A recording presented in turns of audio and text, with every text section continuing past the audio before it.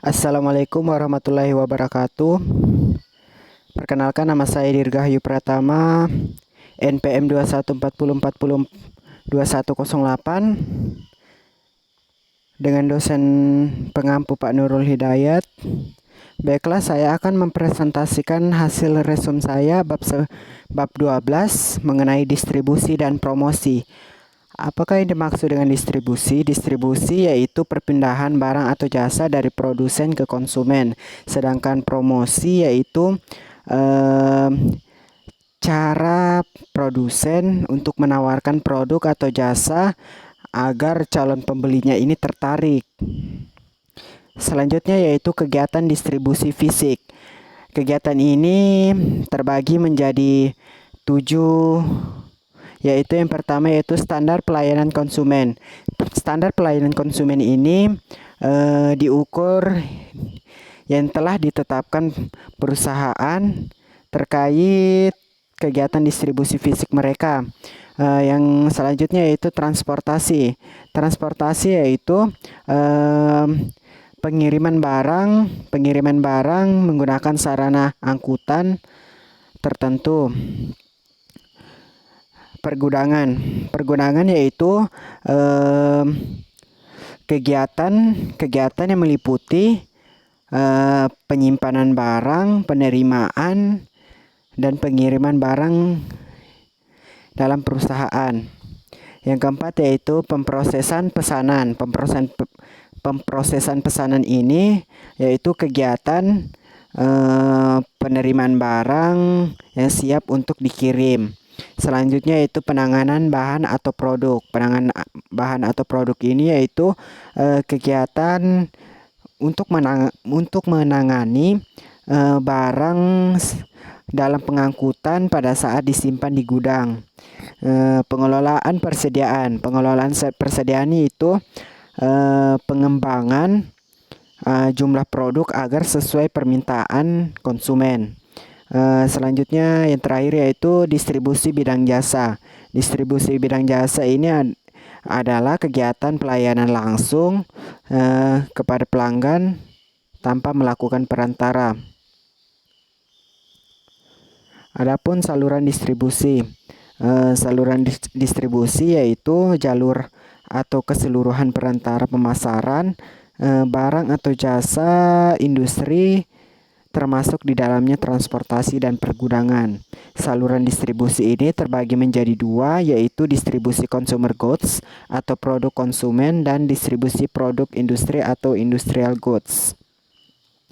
Distribusi consumer goods atau produk konsumsi yaitu barang secara langsung untuk keperluan pribadi rumah tangga.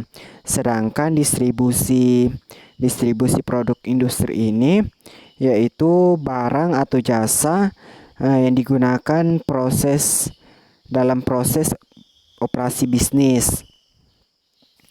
Manfaat perantara pemasaran. Yang manfaat pertama yaitu manfaat waktu. Manfaat ini akan mempersingkatkan waktu antara ketika konsumen ini ingin membeli ke tempat jauh, maka pemasaran ini sangatlah bermanfaat ketika pemasaran ini memasarkan produknya terdekat. Yang kedua yaitu manfaat tempat. Manfaat tempat ini memberikan tempat untuk melakukan pemasaran kepada konsumen. Yang ketiga yaitu manfaat kepemilikan. Manfaat kepemilikan ini dapat memberikan hak kepemilikan kita terhadap barang yang kita pasarkan. Dari ketiga manfaat ini, produk yang mereka inginkan mudah melalui toko-toko terdekat, kapanpun mereka butuhkan dan dapat dijangkau. Adapun kategori pengecer. Kategori pengecer ini terbagi menjadi 8. Yang pertama yaitu department store. Department store ini pengelolaan pengecer besar. Pengecer besar ini seperti produk rumah tangga, peralatan olahraga, dan sebagainya. Toko diskon. Toko diskon yaitu Pengecer akan menawarkan dagangannya dengan harga yang rendah. Yang selanjutnya yaitu toko khusus. Toko khusus ini yaitu produk tertentu seperti bata, seperti toko sepatu bata. Supermarket yaitu pengecer dengan sistem swalayan.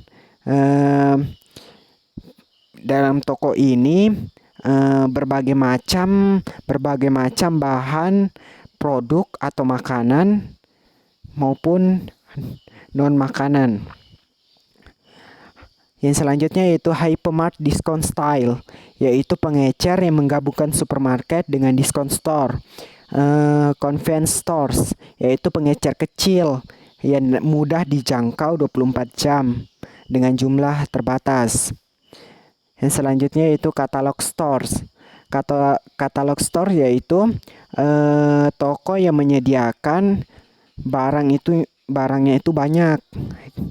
Yang terakhir yaitu chain stores, yaitu 1 dari 2 toko yang sama yang dimiliki oleh di bawah manajemen perusahaan yang sama.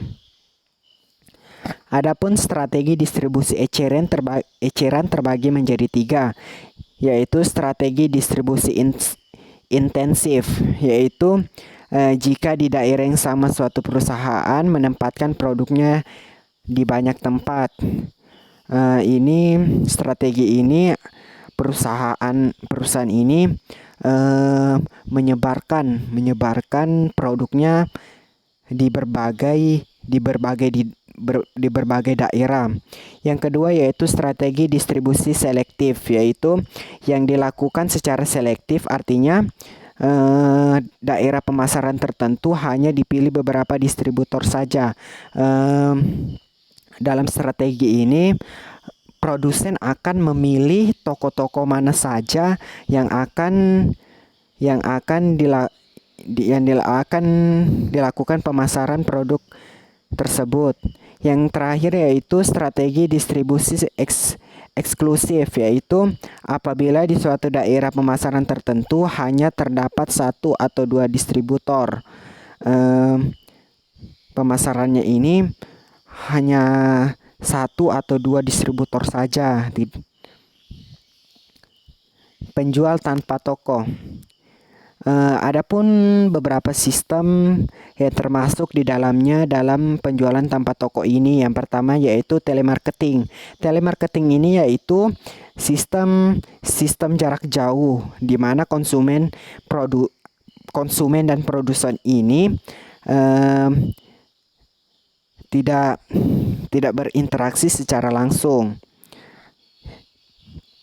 Vending machines yaitu pelayanan dengan menggunakan mesin atau memasukkan jumlah koin ke dalam mesin. Door to door sales yaitu menggunakan tenaga penjual untuk mendatangi konsumen dari rumah ke rumah. Yang selanjutnya yaitu mail order retailers, yaitu sistem yang dimanfaatkan jasa pelayanan pos dan menerimanya via surat atau pengiriman barang via pos.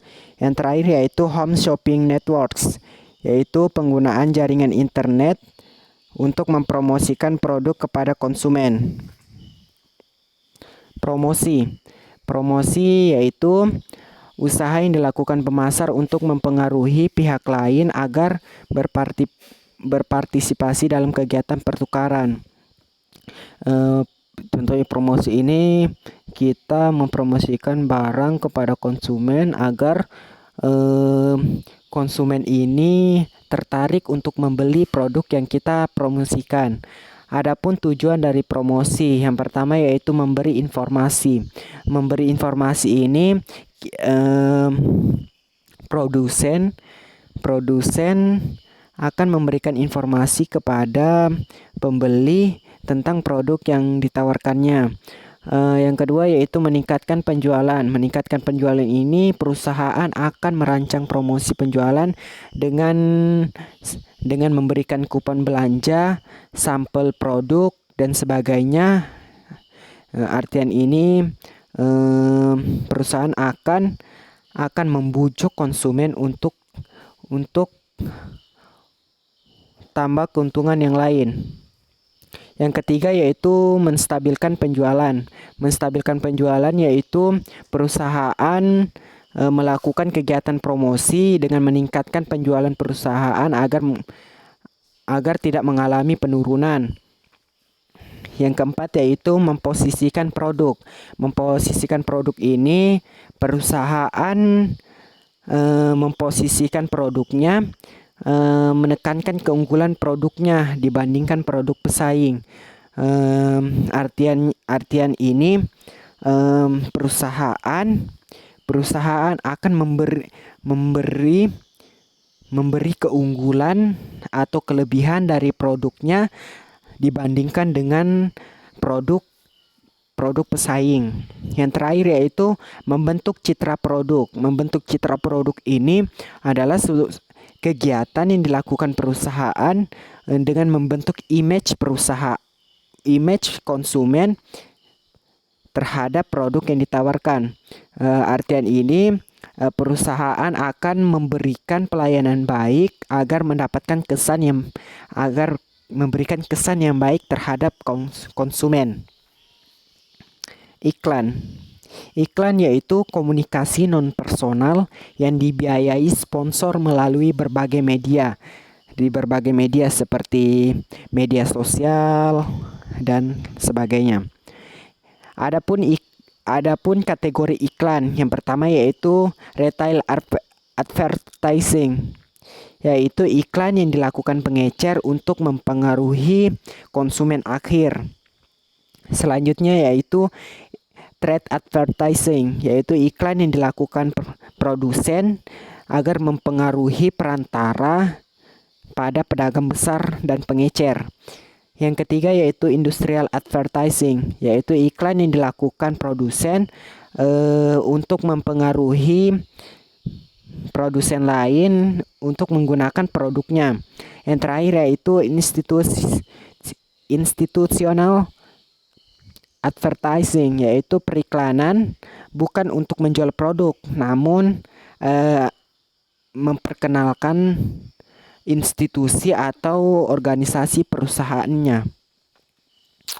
Bauran promosi. Adapun beberapa bauran promosi, yang pertama yaitu penjualan personal atau personal selling. Adapun langkah-langkah dalam penjualan personal dapat diperinci menjadi yang pertama yaitu mengidentifikasi pelanggan potensial. Produsen ini akan mengidentifikasi pelanggan potensial agar membeli produknya. Yang kedua yaitu persiapan melakukan pendekatan. Persiapan melakukan pendekatan ini yaitu produsen akan menyiapkan pendekatan terhadap produk yang telah ditawarkan kepada pembeli. Yang ketiga yaitu pendekatan. Pendekatan ini artiannya yaitu produsen akan memberikan kesan awal kepada konsumen atas produk yang ditawarkannya. Yang keempat yaitu melakukan komunikasi atau presentasi efektif. Produsen akan melakukan komunikasi kepada konsumen terhadap produk yang ditawarkannya. Yang kelima yaitu memberikan penjelasan lebih lanjut dan menjawab keberatan calon pembeli. Yang keenam yaitu mengajukan penawaran kepada calon pembeli. Dalam artian ini produsen akan menawarkan produk-produk agar calon pembeli ini membeli produk yang dimiliki oleh produsen. Yang terakhir yaitu melakukan tindak lanjut. Yang kedua yaitu promosi dari mulut ke mulut. Terjadi jika konsumen membicarakan tentang produk baik sisi negatif maupun positifnya. Adapun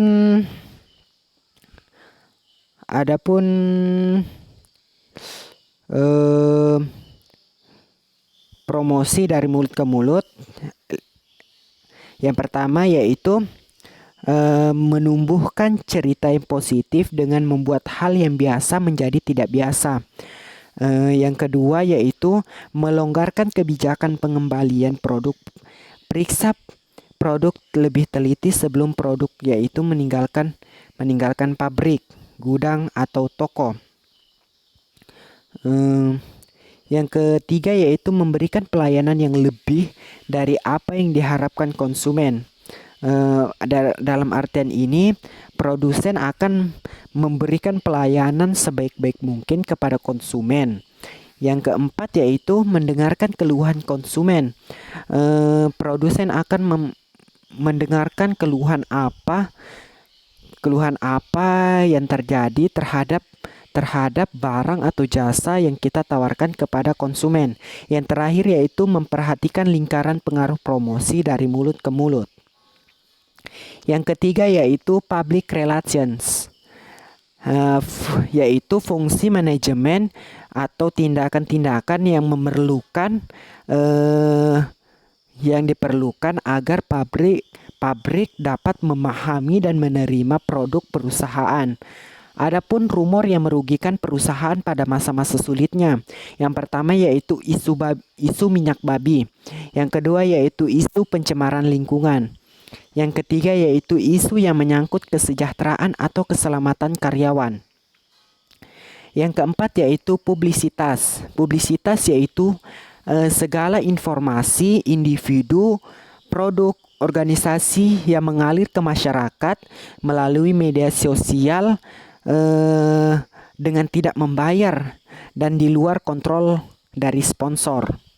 Adapun manfaat dari publisitas, yang pertama yaitu menumbuhkan kesadaran konsumen akan produk perusahaan. Yang kedua yaitu membentuk citra positif. Produsen dan konsumen akan memberikan kesan yang terbaik. Yang ketiga yaitu mendapatkan pengakuan atas karyawan dan prestasi mereka.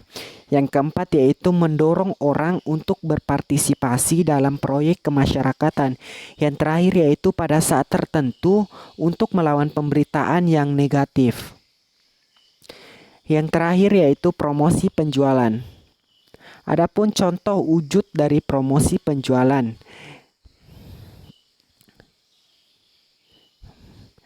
Promosi penjualan yaitu usaha untuk mempengaruhi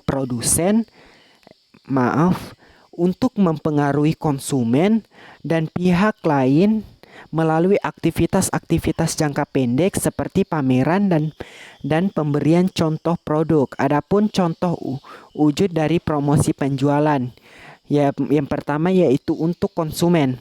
Untuk konsumen ini seperti pemberian diskon, rabat, sampel gratis, kupon ditukar dengan hadiah dan sebagainya.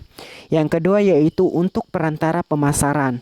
Untuk perantara pemasaran ini seperti gerobak atau outlet untuk berjualan, pinjaman, kontes, premium atau kompensasi tambahan.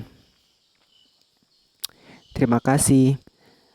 Bila ada kata-kata yang salah, mohon dimaafkan. Saya ucapkan terima kasih banyak. Wabillahi taufiq wal hidayah. Wassalamualaikum warahmatullahi wabarakatuh.